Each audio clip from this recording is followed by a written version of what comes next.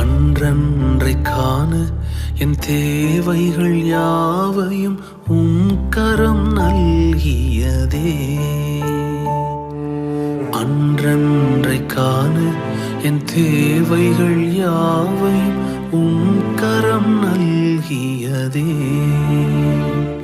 நீர் நடத்திடும் விதங்களை சொல்ல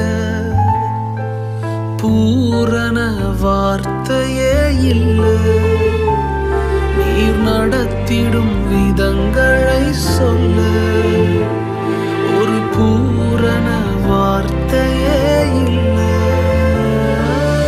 எபினேசரே, எபினேசரே, இந்நாள் வரை சுமந்தவரே.